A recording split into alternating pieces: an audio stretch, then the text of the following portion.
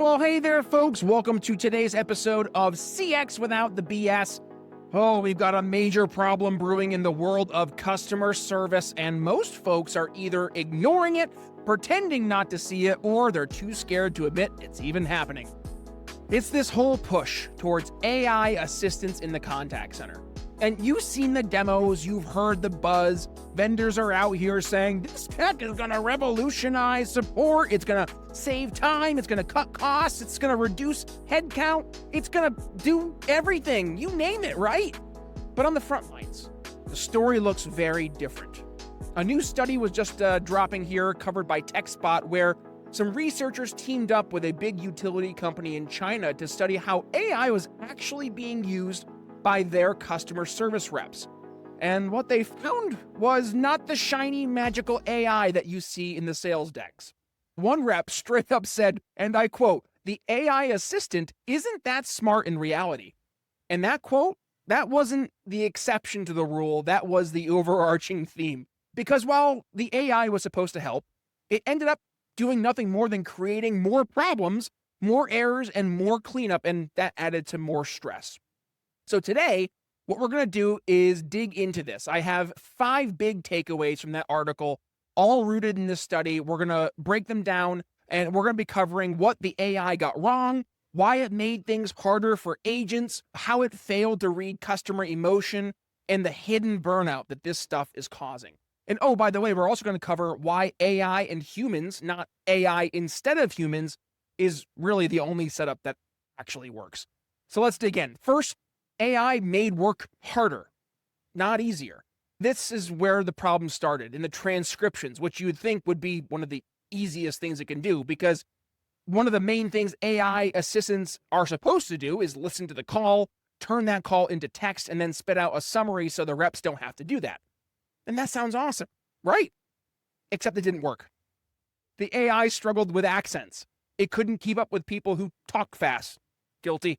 Background noise threw it off, and anytime a customer rattled off a string of numbers like a phone number or an account number, the AI absolutely butchered it. One rep said that the system gave phone numbers, quote, in bits and pieces. So they had to literally go in and manually retype everything anyway. That's not help.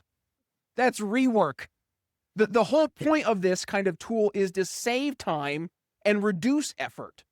But instead of removing tasks, it just moved them around and created a follow-up. I think we call that rearranging the deck chairs on the Titanic. And look, it's not like the AI was just getting numbers wrong. It was also confusing words like new, K-N-E-W, and new, N-E-W, or two, the number 2, T-W-O, or the word too, like too many, T-O-O. Things that any human would understand instantly based on the context, of course, but the AI got incredibly wrong and got it wrong constantly. And if you're thinking, okay, but at least it could handle, tone and sentiment, right? Well, no, that's where it gets worse. Because part 2, AI couldn't even read the room.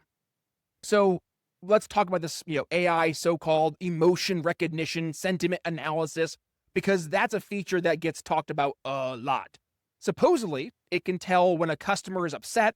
It listens to the tone of voice, volume, pacing, and then it's supposed to give a little readout, like a tag saying things like, customer frustrated, customer neutral. But in practice, that didn't work either. Agents in the study said the system constantly flagged loud or passionate speakers as angry, even when they weren't. So if someone is naturally a loud talker, guilty, or they are in a noisy space, or heck, they're just energized, also guilty, the AI freaks out. It flags them as hostile, and suddenly the reps are sitting there thinking, are we sure that this person is even upset? And what happened was, eventually the agents just started ignoring the emotion tags altogether.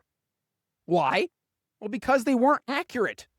And when you can't trust what your tool is telling you, it's not a tool, it's a distraction. Here's the core problem. Real people express emotion in different ways. I know, surprising. AI doesn't understand nuance. It doesn't understand culture. It doesn't understand tone the way that humans do. It reads signals and guesses. And right now, it's guessing wrong a lot more than it's guessing right. Here's another one. The summaries from AI weren't helpful. So maybe, just maybe, you're thinking, okay, it struggles with transcripts and tone, but at least it can generate a pretty decent call summary that saves time, right? Nope. Again, this was another huge complaint from the reps in this study. The AI-generated summaries were, quote, repetitive, missing key customer details, full of filler, and often didn't even capture the main point of the call. Okay, so what did agents do? They had to go in, read through the entire thing, edit the summary, and clean it up before moving on to the next task. Again, that's not time savings, that's overhead. We keep hearing about how these tools are supposed to remove friction, but what's actually happening is that we're adding mental clutter. We're asking reps to second guess the very system that's supposed to help them? Yeah, and over time, that adds up. It wears people down, and it leads us to something that nobody wants to talk about, but we absolutely need to. It's creating invisible burnout. Here's the part that matters most, not just to the agents, but to the whole operation. When you give your team tools that are constantly needing correction, that feel more like a chore than a solution, what you're really doing is adding cognitive load.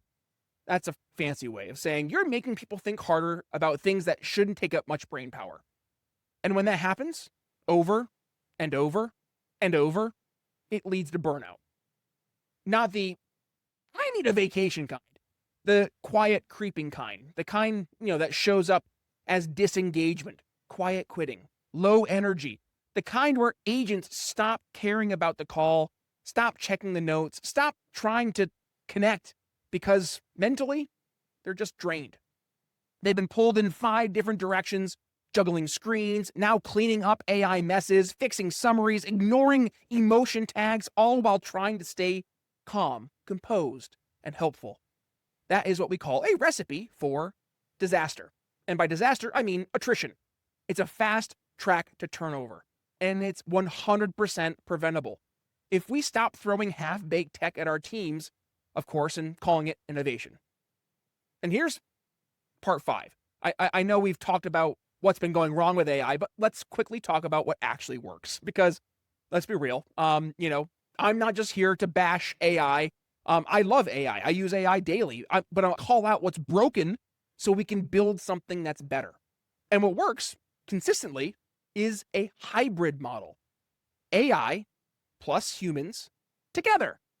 Let the AI do what it's good at, like pulling up customer records, suggesting helpful resources, generating a first draft of a summary, route the call to the right person faster, monitor keywords for compliance. But let the human be in charge. Let them review. Let them override.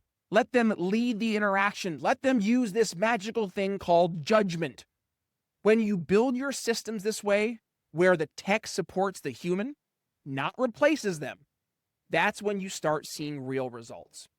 You get happier agents, you get fewer mistakes, you get faster handle times, and most importantly, you get better customer experiences. Because the customer knows when they're talking to a real person. They can feel when someone's actually listening, and they remember how it made them feel. Sorry, AI, but you can't replicate that. Not now, not yet, maybe not ever. So here's the bottom line. AI can be useful, but it's not magic. It's not plug and play. And it's definitely not a replacement for real people. If you're rolling this stuff out just because a vendor told you it's the future, you need to stop and ask, is this tool actually helping my team? Is it making their day easier or harder? Can they trust it? And if it disappeared tomorrow, would anyone miss it? Because if the answer is a no, it's not a solution. It's a liability. The future of customer experience, the future of CX isn't no humans. It's better supported humans. That's the shift we've got to make. Not toward more tech, but towards smarter tech that actually helps the people doing the work. And if that's not something your system is doing right now, it might be time to rethink it.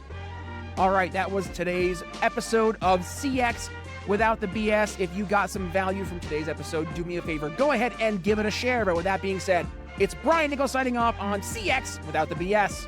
We'll see you next week.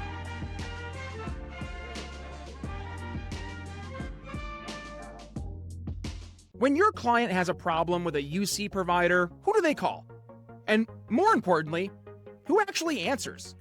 Because lately it seems like most of these vendors think support means pushing you to a chatbot and then maybe a help article, and maybe, just maybe, you'll get a real person.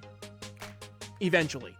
But by that time, your client is already pissed, and now you're the one catching heat for something completely out of your control. That's the problem with the fake UC vendors. They sell a phone system and then disappear.